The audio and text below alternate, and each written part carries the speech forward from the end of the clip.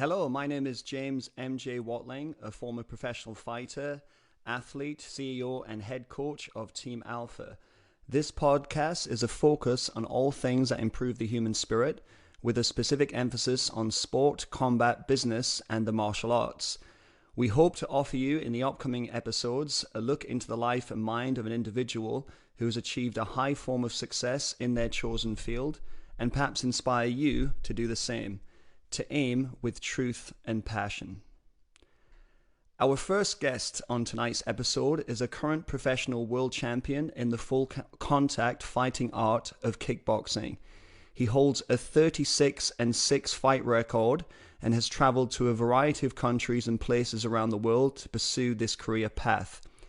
He began his martial arts journey at the age of 7 in the martial arts school Kuiling, and had his first full contact fight at age 17. He has won professional British and European titles on the same night, as well as the aforementioned WKO world title against a person I actually know quite well. Ladies and gentlemen, Mr. Nathan McCarthy. Nathan, how you doing? Welcome to the show. Thank you for being on the podcast. Thank you. How are you? I'm good, thank you. Yeah, we just obviously had a little brief chat before getting into it, so I'm hoping that the best bits of the podcast have not already been put out there. So listen, I want to thank you very much for coming on. Obviously, we're not in the studio due to the current situation where we're live streaming from you're obviously live streaming from home, so we're not in the studio. But this is the first time I've really seen you. Or chatted to you for a couple of years. So would you like to just briefly state to the listeners, not viewers, because we have graphics up, the last time that we met, what the situation was?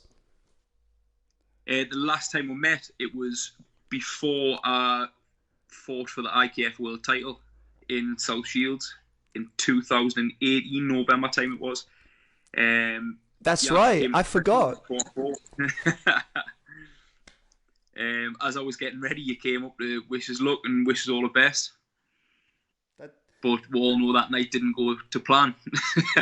I've completely forgot about that. Your coach had very graciously invited me to come and support you, as you fought for the IKF. Was it IKF cruiserweight world title? Yeah, cruiserweight that fight. Yeah. Yeah, and it was an interesting fight. I mean, I thought you were both very evenly matched. I'm trying to remember how it went down. I think he was quite, if I'm not mistaken, he was quite a big, strong guy. I can't remember the guy's name, from France, if I'm not mistaken. Yeah, he was called Aristote Kitasisa, I think it was pronounced. Yeah.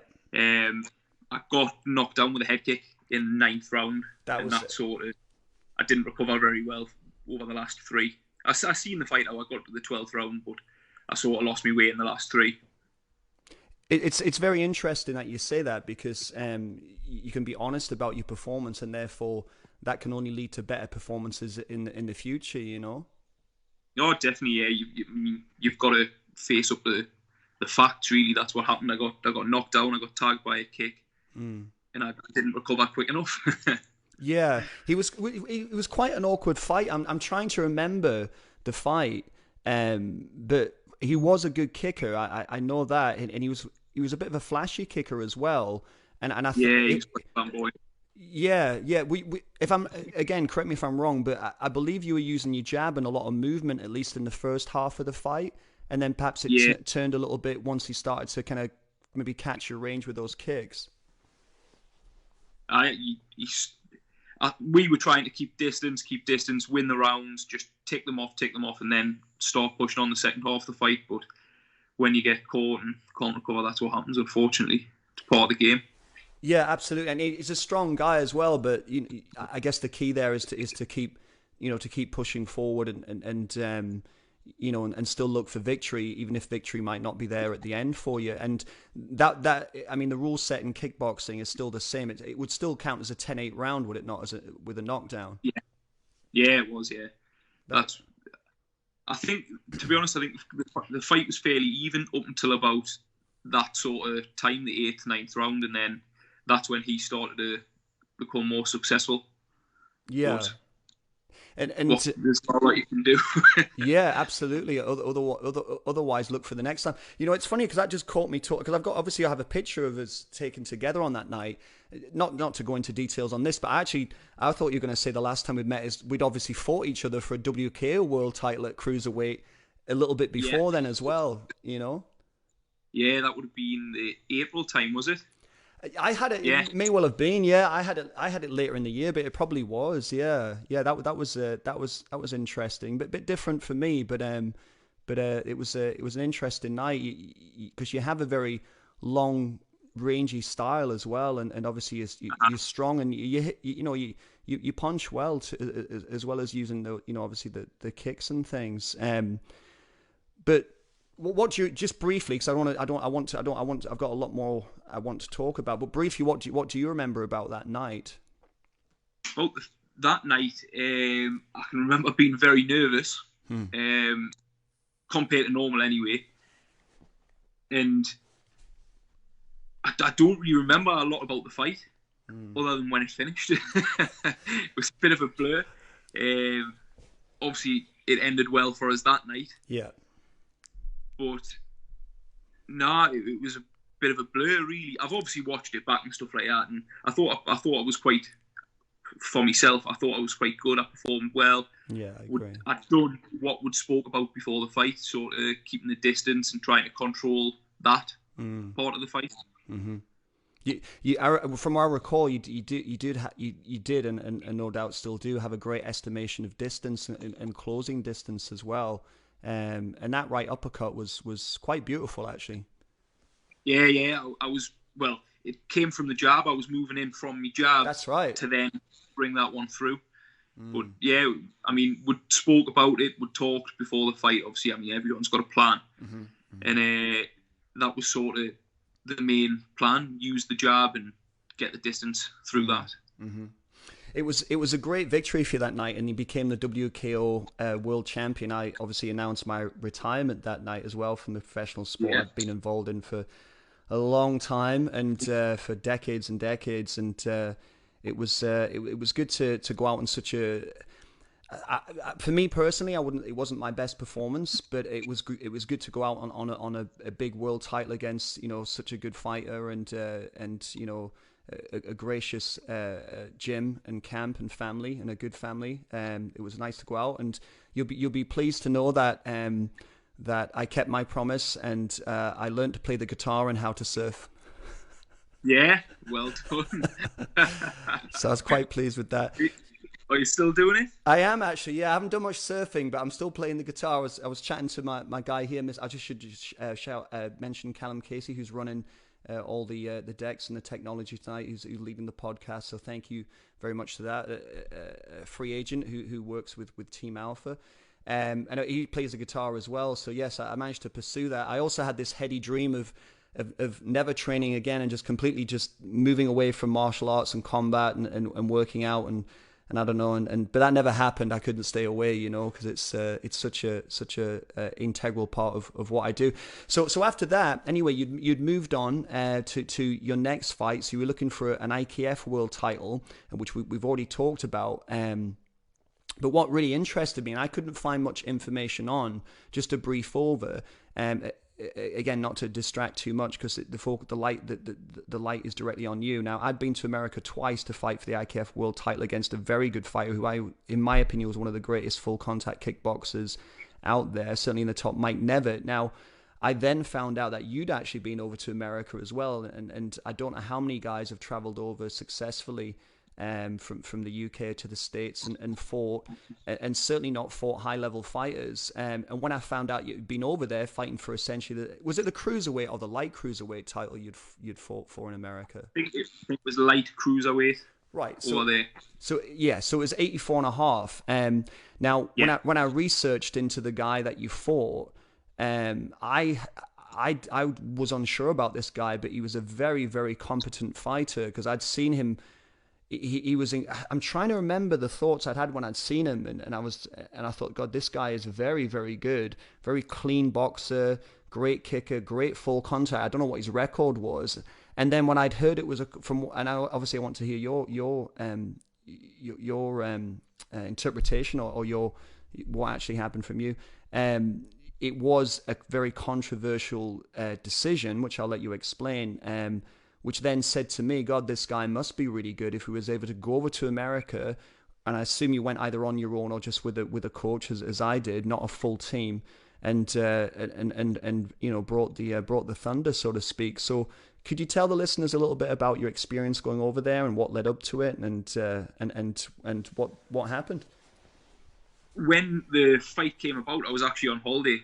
I was on holiday in Vegas, and I woke up one morning with there's like an 8-hour time difference. So I woke up one morning and I had a missed call off Steve East, my coach, and I thought, "Ooh, he knows I'm on holiday. What will he be waiting for?" So I rang him straight back, and he asked us would I want to take a fight in New York.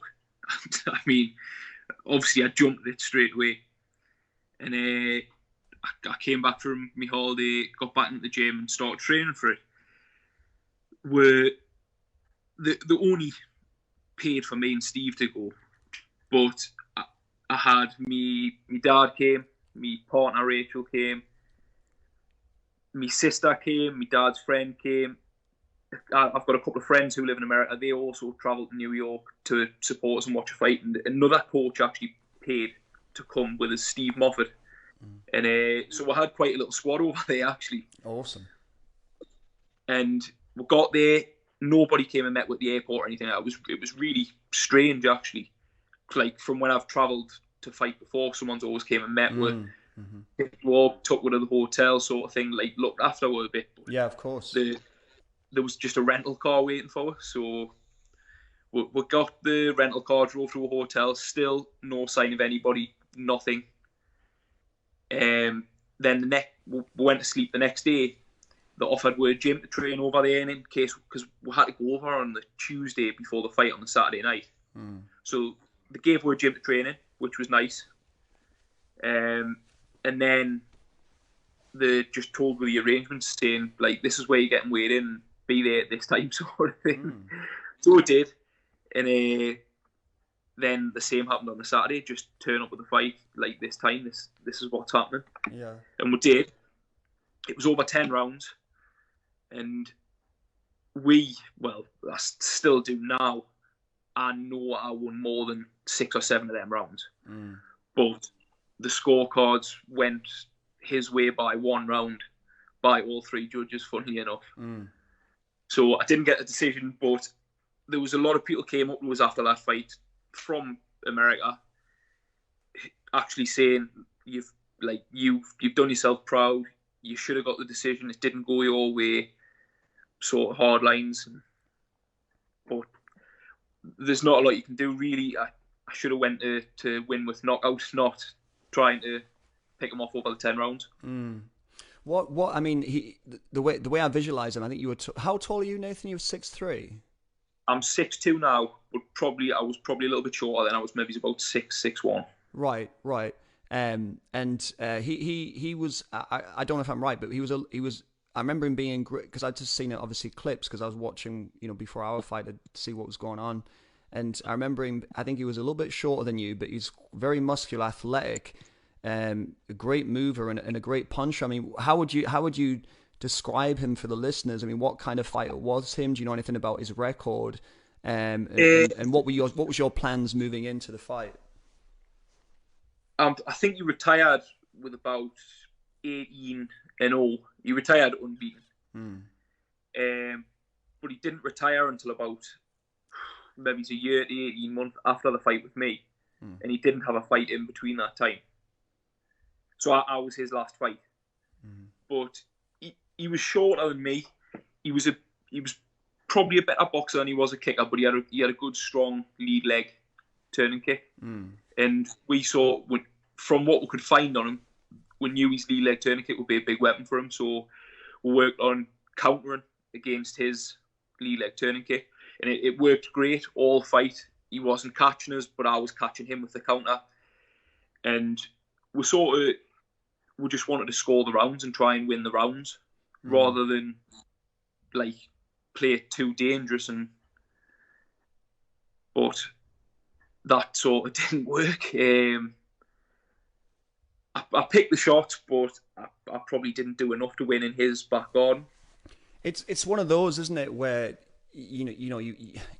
it's not right, but there is going to be that kind of setup where if you, especially if you, I think if you go to the States as well, and I personally love have loved my time over there and the people I've met, etc. That when you're going over there, the field is going to be set against you, and it is going to be hard to win a decision. But at the same time, if you abandon the pursuit of winning that decision and you go for the knockout, then that could lead to you being caught and hurt and potentially knocked out yourself. So I guess it's a fine balance, isn't it? I would, to yeah. We knew he was dangerous because he'd fought a couple of lads from Britain. I think he fought a Welsh lad and an English lad, and he'd knocked them both out. And every video we found, he was knocking people out. So we knew he would be powerful. We knew he'd be strong and dangerous. Mm-hmm. And that's why we took the approach we did, which worked great. And if it was a neutral venue, probably would have got us the decision. But he was the promoter of the show and everything. Like, I mean, you fight and losing battle straight away when you find out he's the promoter, aren't you? Yeah, it's not knock him out for the draw type of thing. Yeah, definitely. Brilliant. What did you make of his power then? What did you make of it yourself when you'd obviously tasted some of it? Because I think I don't think there may be a misconception sometimes, I think, from people who don't compete and haven't even sparred, that that taking punches from professionals it's just it's par for the course and just an easy ride, and it's clearly not. It still interests me, having obviously traveled that route for some time, when even on the last, and I'll talk to you a bit about this later, but the last Saturday we had the Conor McGregor fighting Poirier, and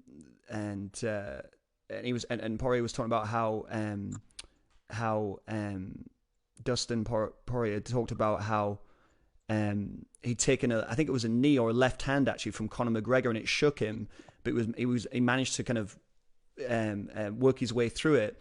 But if McGregor had hit him again with the same shot, it would have really, really troubled him.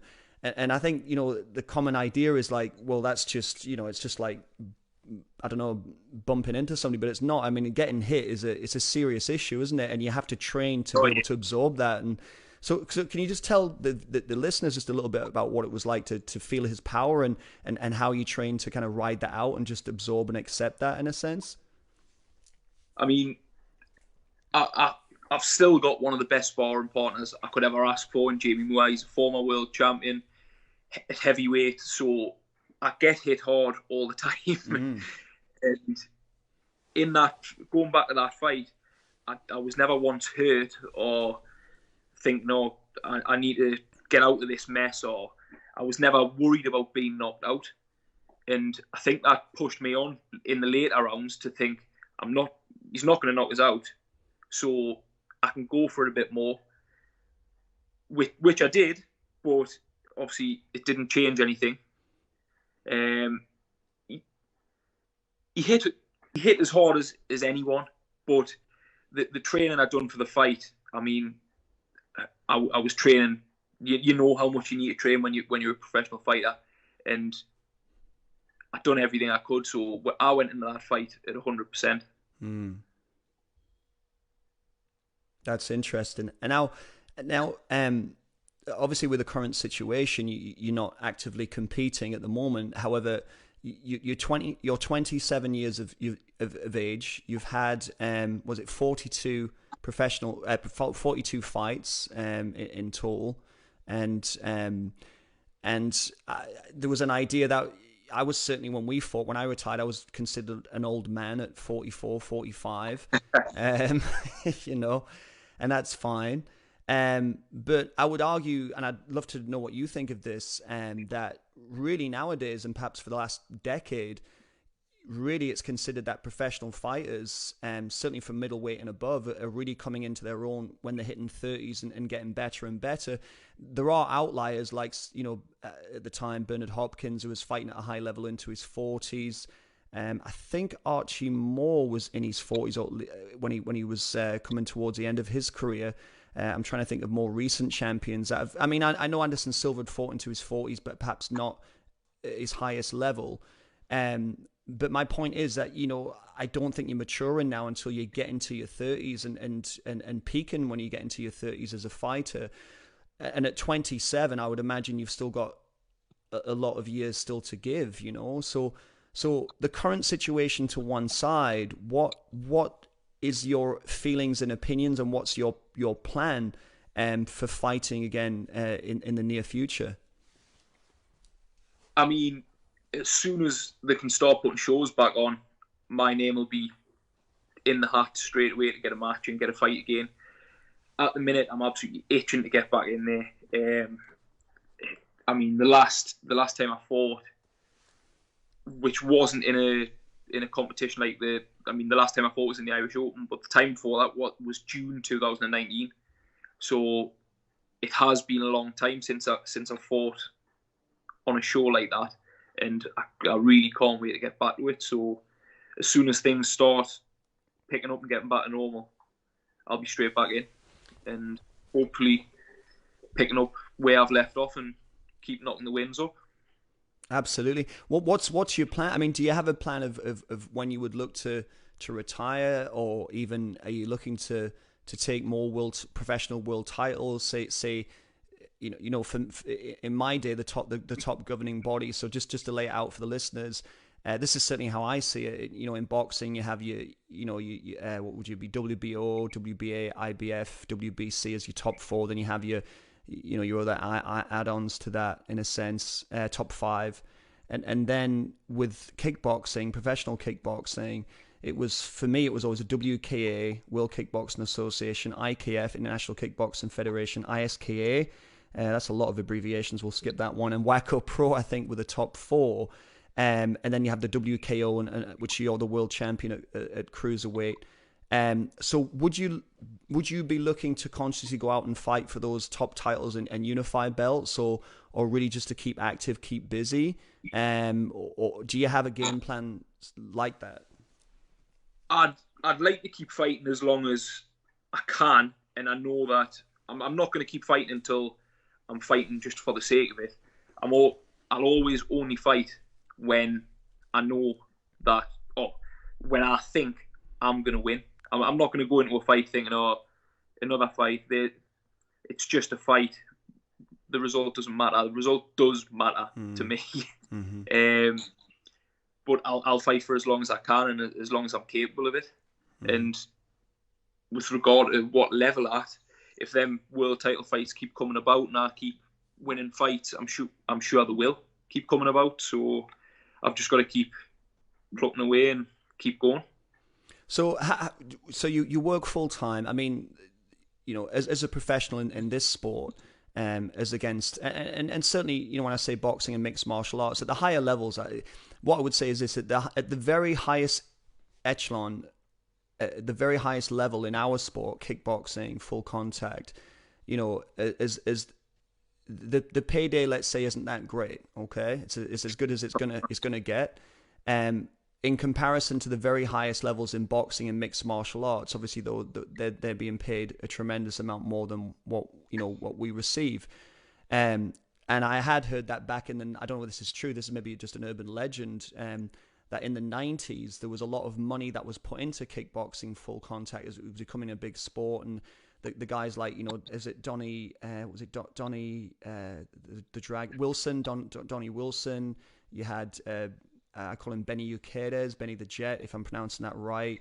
You had these guys in the 80s and then 90s, and I'd really recommend to people who want to find out more on these guys is go on to Facebook, a group called Old School Fighters. I don't know, have you seen that, Nathan? Old School Fighters. Yeah. I have. They're awesome, aren't they? I mean, when you look at those guys, brilliant. Look, it just looks so different to what you see now. It's absolutely brilliant, some of them. It's great. I'm not very good with names, so I don't remember. I watch them, but I don't remember names very well. And some of them, I just think, it just looks like a total different level. Yeah, They're incredible. I mean, do you mean that in a sense of they're just really cool, just great fighters? Yeah, it's just really good to watch. I mean, you see fights like that, like what, not so often, but Yeah. everyone you see is a really good fight. Oh, absolutely. I mean, it's interesting to see that because there's a few names, guys that was it Mike? Not Mike Nevitt. There was another guy, Mike, and then there was Hollywood Hayes and guys like that who would kind of finishing as I was starting because I turned pro early 2000. So these guys from the 90s, I'd kind of seen them around and at that time it was amazing the level of boxing because it seemed as if some of them were coming off either amateur or boxing careers rather than just coming from karate backgrounds. I could be wrong, and bringing tremendous boxing into the kickboxing and then using those classic style full contact kicks, which for me are very much like the way that you kick, is very chambering the knee and using and combining that with boxing together. I'd never see, nothing like it ever really been seen. And to see those guys doing it and really making their mark was rather incredible it's rather incredible to watch, Yeah, definitely. I mean, I always look at boxing and kickboxing, and I just think like I don't know how kickboxing hasn't taken off as much as boxing did. Like, I find it so much more exciting because you've got 4 weapons as opposed to 2. Mm. There's a lot more to think about in kickboxing. I mean, I know boxing's very technical as well, and I do enjoy boxing myself, but I would much prefer to watch kickboxing over boxing. It's interesting, because I've gone off at a tangent. So remind me to come back to that urban legend about kickboxing. But yeah, it's interesting because I'm a big boxing fan. I really got into it during De La Hoya and Lennox Lewis and Ricky Hatton and Joe Kawasaki. And my favorite fight of all time is Jack Dempsey. And mixed martial arts, the UFC, I got into. Remember the early UFCs? I used to watch them on video tip. Do you know what? Do you remember video tips, Nathan? I don't know if you guys will know what video tips are. The listeners, video VHS. Ask your parents, right? And like the old one, it was like karate versus boxing or wrestling versus kung fu or ninjutsu, literally ninjutsu versus wrestling. And then I went away from it and came back into like the Frank Mir and Vita Belfort. I thought they were fantastic. And they really took off and kickboxing, like you say. I mean, I really enjoyed watching the K1 series with like Lubana and Stefan Lecko was my all-time favorite. I don't know if you watched any K1. But what I don't actually I'll lay out these two and then see what you think of these. So I don't personally enjoy watching Muay Thai, even though it was the first martial art I ever started training. I just don't really enjoy it. I don't. With all due respect, it slows it down a lot of the clinch work. I like to see the clean striking, and I do love watching MMA with the striking and the grappling and jiu-jitsu. And then the urban legend I'll throw in before I get was apparently. So it'd be interesting if you think about the Muay Thai and boxing, kickboxing, MMA. What you prefer to watch, and you pretty much stated kickboxing. Just would be good to go into that a little bit deeper. And then the urban legend is apparently all this money was put in the 90s. All these sponsors had put a lot of money into make kickboxing the next big thing. And apparently that money was just filtered away or frittered away or misspent or I don't know, laundered or something. And all that money disappeared. And then just as kickboxing was starting to become a big sport, all that money was spent, the attention was turned away from it, and then MMA kind of came in and jumped over and stole its thunder. So that might be an urban legend that I'd heard. So what's your feeling on those, actually? I mean, full contact kickboxing is my favourite to watch by a mile. I like watching the UFC and the MMA. I'm not a massive fan of the grappling, but I think it's probably more because I don't do it myself and I haven't really got a very good understanding of what's going on. I think at the minute the stand-up's getting a lot better, and they're standing up for longer now rather than as soon as the bell rings go on the floor and then they're down there for 5 minutes, which, I mean, it's not, if you don't know what's going on, I don't think it's much of a spectator sport really. Mm-hmm. And I would agree with the Thai stuff. I prefer the fast movement and the slickness of full contact compared to the Thai and K1. That's interesting. We're just gonna hold that thought for a second, because we're just going to bring out or announce our first sponsor for today's show, which is Luxfolio. So thank you to all of our sponsors tonight. Our first sponsor, as I said, is Luxfolio. Luxfolio Real Estate looks at real estate from a more creative perspective, offering a modernized surface and approach to all of your real estate needs. Their services include buying, selling, renting, and leasing. They provide a world-class service that knows no limits and can be serviced on your property anywhere in Dubai. At Luxfolio Real Estate, you don't simply represent another buyer in the market, you are a priority and part of a highly successful team. Contact Luxfolio at Facebook page or email on info@luxfoliorealestate.ae. That is info@luxfoliorealestate.ae. Okay, so we're talking about the different styles, and I love that when you said fluidity. I think you said fluidity. I made my point of words in your mouth of full contact. That's a great way to describe it. But you were talking about the Muay Thai, that it wasn't as interesting for you, and with the MMA, you don't have as much focus on the grappling side. No, with MMA, I think some of the stand-up's getting really good at the minute. It's a really high standard, and they're doing more of it as well, rather than going straight to the ground. But as soon as they go to the ground, I lose a bit of interest, to tell the truth. And with the Thai, it's all I don't know. There's a lot of weight on the back leg. There's not much movement. It's quite static. Whereas with full contact, bit moving around well pays in full contact.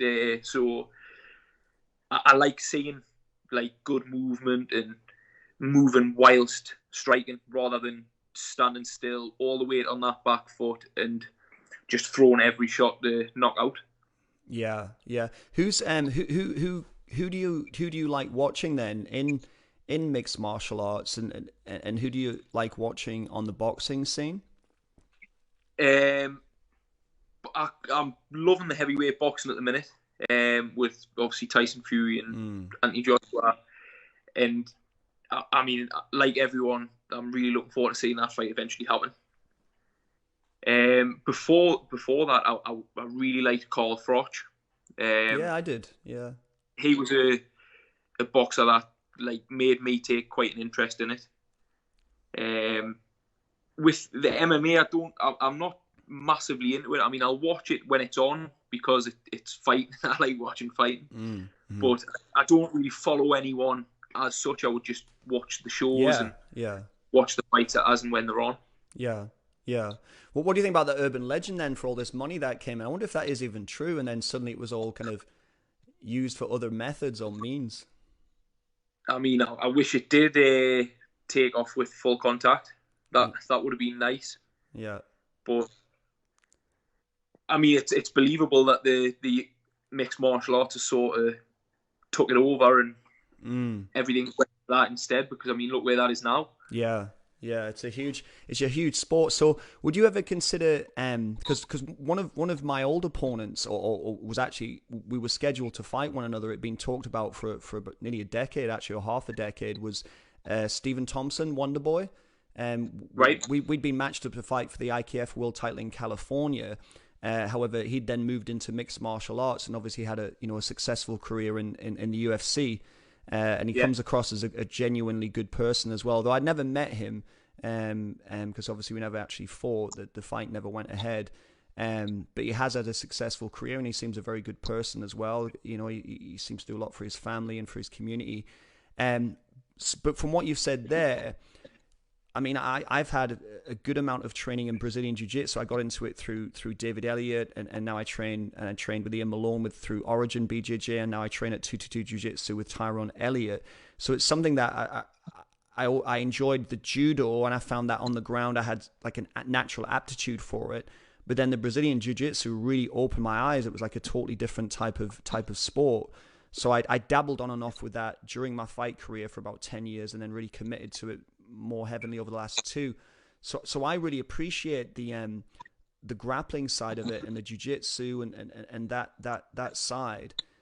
Although I've got to be honest, I didn't initially before I got into the sport. So my question for you is, would you consider a move into mixed martial arts with the idea that perhaps that could be more lucrative for you?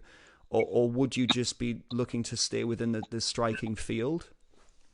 Nah, I'll be staying within striking and full contact. If anything, it would be boxing. If I was going to go for that sort of path and like make a living out of it, it would be boxing for me, rather than going to the MMA sort of thing. It's something I've never done, and I've never really had an interest in it. So unless something drastic made us think, oh, I'm going to go for that, I think I'd always just stick with the kickboxing, to tell the truth. If the UFC got in contact and offered you a big contract, you'd probably start learning the jiu-jitsu, right? I think I would probably just hope and pray that I'm a good enough striker and not have to go down the ground. Fair enough. Fair enough. I mentioned before about how so you're a world class and a world champion professional kickboxer. You fight at the highest level. However, I mentioned before that the finances are there's a huge discrepancy between full contact MMA and boxing at the highest levels. Obviously, not all boxers are paid tremendous amounts, nor perhaps should they be, and the same in mixed martial arts. Before myself, and now you, we're not getting paid, 1 million, 10 million, 150 million, 250 million, 350 million plus a guarantee. So we have to work full-time jobs as well, or at least part-time, to pay the bills. So could you just tell the listeners a little bit about what I'd be interested to hear, and I'm sure they would be, is how you basically juggle working and training, and specifically training for a professional fight, and more specifically training for a world title fight whilst working at the same time. How do you juggle that? How do you balance that? How do you schedule your training? And one thing to put in there, because this, I want you to completely to hear your account of this. And bearing in mind something that, when you're sparring full contact, there is a chance of injury, whether it's, I know that broken ribs, etc., is just par for the course, and bruising, etc. And the brain potential, God forbid, brain, compromise, let's call it, is just something you kind of have to pray and hope and find out later on, I guess. So how do you account for all those and practically deal with all those aspects? I mean, it is hard to balance everything, but if you want something enough, you'll make the time to go and do it. I mean, I would train on a morning before work. I'd be up at 5:30 in the gym for 6. I'd then be starting work at 7:45 through till 5, 5:30ish sort of thing, and then I'd be back in the gym again on a night time. And then it was just repeat. But when you want something enough, you'll make the time, and you will put the effort in to do it. And I know, I mean, it is hectic and hard work and tiring, but you've got a target, haven't you? Everyone's got targets and goals. So when you've got a big world title fight or something like that, that's the target and that's the goal. So you do everything in your power to get there in the end and make sure you achieve that.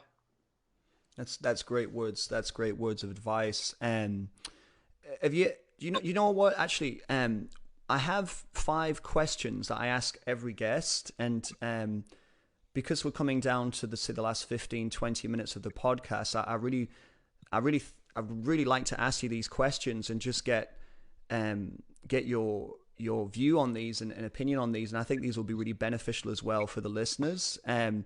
So I'm going to ask, and I haven't already told you what these questions are, so it'll be interesting to get your response. So the first question is specifically in martial arts. So how did you begin your martial arts journey? I started out when I was 7 year old training at the community centre because full-time gyms weren't really that much of a thing for martial arts back then. I was training twice a week tops, 2 nights after school, and it was just through being at the local community centre. I'd seen there was classes, and I tried karate before it, but I didn't really take the karate, so I ended up choosing kickboxing after that, and I've never looked back. I mean, I've never not trained kickboxing since then. Really, I've never had like a long period of time off. I've always been quite consistent with me training since then. Mm. How just on that? How many days a week would you train? Say a standard, and then if you're in camp, and for the listeners who don't know what that is, camp means you then start training specifically for an event, a competition. So how do you train, say, day to day, and then how would you train more specifically for a fight? And I think what would be interesting is the frequency. For day to day, just normal, I'd probably be training like maybe 2 or 3 classes a week, kickboxing classes, and then whatever I can get in around work and stuff after that, so your runs or your weight training or whatever. But training for a fight, I'm training 6 days a week. 3 of them will be Monday, Wednesday, Friday mornings, and then every night. And then I try and have a Saturday off, and I'll train on a Sunday morning as well. Hmm. So it intensifies as you're preparing for a specific fight for a fight.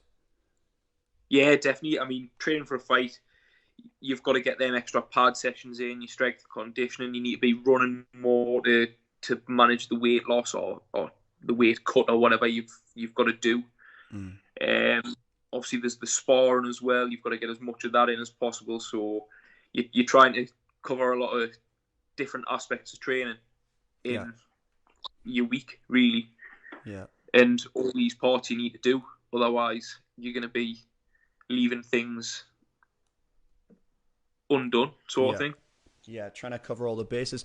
I mean, I didn't know. Just on a brief side note, I didn't know if you'd introduced weight training and that kind of athletic conditioning into your camp. So, just, I mean, you potentially already have somebody who advise you on that. But if you are competing, or when you compete again, if you need any help or advice or an opinion even on the weight specific, because that's or the athletic conditioning or the nutrition or supplementation, you've obviously got your number. So if you have anything even just to run by me, then please feel free to do that, Nathan. Because I'd love to. Thank you. No, you're very welcome. So what inspired you? So you'd started training at a young age, and you've outlined this a little bit. But what would you say inspired you to continue your training development over the last 20 years? I just always enjoyed it. Like, I used to look forward to going to kickboxing, and growing up, I was always, from being like 7 to 16, I always had football in the picture as well. So I was like playing football on the weekend and then kickboxing through the week. But you train for your football team as well. So I was just trying to do everything really. And then when I sort of hit 16, I chose kickboxing, and I started focusing more on kickboxing, and I had a fight, and I loved it, and then I kept fighting, and it just became part of life, really, the training and the fighting. So it was probably when I turned 16 where I changed from like just sort of training for training's sake. It was training because I wanted to fight, and I wanted to win, and I wanted to be successful in it. What is it specifically about fighting that you enjoy? The challenge. I like having a target when I'm training as well. So training without a target, it sort of, I'll do it, but when I know I've got something in the end to aim for, it's motivation, isn't it? Having that fight at the end, you put yourself in the gym every day, mornings, nights, whenever, because you know that someone, well, at the end of it all, someone's going to try and take your head off, really, aren't they? Mm-hmm. So you want to be in the best possible shape for that. 100%. Yeah. So the next question is, could you tell us a little bit more about your personal psychology or your emotions, feelings towards competition, or in the lead up to that? So essentially, you know, how your emotions, how your feelings, how your psychology changes as you come towards a competition. I'd like to think I'm quite relaxed. I don't really get too stressed out about it.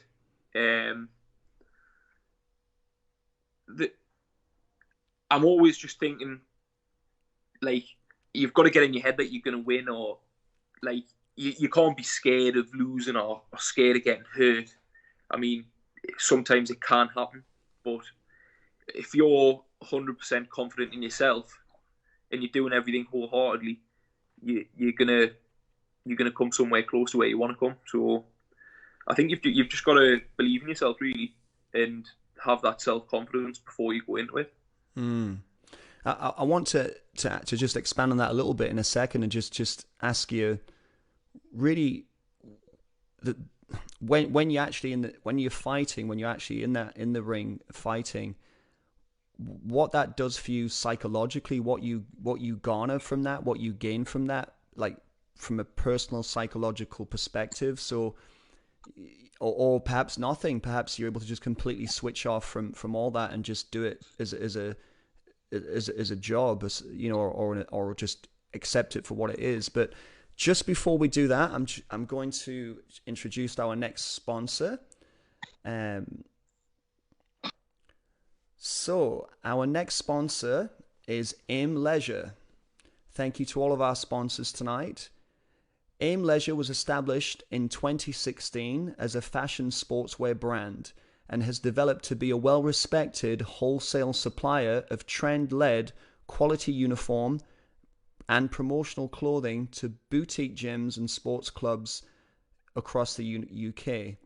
Exclusively using UK manufacturing facilities and entirely British supply chain for their raw materials. You can contact them on www.aimleisure.com. That's www.aimatleisure.com, or you can find them on Instagram at Aim Leisure, and that's AIMLEISURE, but I'm confident we have those details on screen. So we were talking just before about your personal psychology or your feelings during the competition. So not preceding or after, but actually in there. And if you're happy to share that, and also perhaps just taking a little step beyond that, is there anything within that itself that inspires you or really causes you to want to do that? I mean, fighting wise, I think as soon as you get in the ring, you've got adrenaline there, but you've got to try and calm yourself down as much as possible to try and think about what you're going to do. And I'd like to think I'm quite calm. I mean, you can probably ask Stevie, and he might tell you otherwise. But I think I'm quite calm about it. I tend to have quite a lot of supporters there as well. A lot of the time when I'm in the country anyway, and I mean they drive you on. Hearing them all shouting and screaming and getting excited and supporting you. They're a big motivation when you're in there. But at the same time, you've got to try and put that in the back of your mind and not let them get you, or let the occasion get you as well. It's interesting. Okay, let's move on to the next question. So this is really one that's aimed towards the listeners. So for a person out there, for perhaps one of our listeners, looking to begin to begin training from perhaps they've never worked out before. It could be specifically in kickboxing. It could be just in some kind of fitness training. And perhaps it's something that they've procrastinated on now for some time. Different things have put them off. It could be, I don't have the time, which is a classic, or I'm too busy. I can't afford it. I've got other responsibilities. I'll wait until I get fit before I go to the gym. Whatever it is, or perhaps even they feel intimidated to go into a gym and perhaps even a kickboxing gym. What advice would you give that individual who's looking to begin this pursuit? To just go for it. I mean, what's the worst that can happen? It's speaking from experience with martial arts. I mean, at my gym where I train at Coiling, there's no egos at all. I mean, anyone comes in that door, you're made feel as welcome as someone who's there every day. So I just think you've just got to bite the bullet and go for it. Really, you'll gain more from going than you'll lose out on. So you've just got to go for it. The gains from training, whether it be going to a commercial gym or a personal trainer or going to a martial arts gym, the gains far outweigh like the risk. I mean, you might feel uncomfortable for a little bit, but I'm sure once you get going and once you get training, you'll soon forget about it and start enjoying it. That's a great way to put it. The gains will outweigh the. Tell me, the gains will outweigh the negatives. The gains will outweigh the fear. Yeah, definitely. Brilliant, love that. Okay, last question, and then I'm going to ask you if there's anybody you would like to mention or thank or give your own business certainly a mention. If I can get this to move. Oh, here we go. All right. So the last question I have for you, Nathan, is life is absolutely a challenge, but it needs to be. What has it taught you so far? That's a big question to just drop on you. That's the last one, isn't it? It is. The meaning of life, Nathan. Do you know what is it? 47. I just think everyone gets different opportunities, and whatever comes your way, if it's something that interests you, you've just got to go for it. I mean, like, I've ended up leaving school, walking straight into an apprenticeship, and I love my career now, what I do. I love me training. Everything what I do now, different things have led us to where I've ended up. And I mean, kickboxing's opened so many doors for us. And I mean, I've travelled all over through kickboxing. So it just comes to show, like, what you do and the things you do in life, you'll get things back from it. That's brilliant. Fantastic. Just before we start to close this cast, do you have anybody that you would like to mention, or anything you would like to mention? As I said before, I don't know if you want to mention your gym or just or anything you want to give or share. You're very welcome to. I mean, obviously, I've got to thank the gym, Steve Easton Coiling, and all the coaches there, because without all their knowledge and training and help and the time that they put in with us, I wouldn't have made it as far as I have in kickboxing so far. So obviously I've got to thank everyone at the gym, and I mean my friends and family as well, the supporters and everything I do. I've always, getting taken to kickboxing when I was 7-year-old, I couldn't make it there myself. So even like my parents taking us there when I was 7 through to what sort of 16 and 17 until I could drive myself. So I mean, I've had a lot of support growing up, and I'm dead grateful for that. That's fantastic, Nathan. You really have come across as a very, I have to say, not come across, but you're very intelligent and knowledgeable and inspirational young guy. So it's nice to have spent a little bit of time with you. it would be great to, perhaps in the future meet up and perhaps train together or something like that. And I certainly will keep in touch with you. Yeah, cool. And it's been an absolute pleasure. So thank you for agreeing to come on. I hope you've enjoyed it. And have a great week. And I'm sure I'll speak to you again at some point soon. Yeah, definitely. Thanks for having us. No worries, you're welcome. Take care, Nathan, and thank you again, Okay. and have a great week, my man. Thank you very much. Cheers, James. Take care, mate. Take care. Thank you. Brilliant.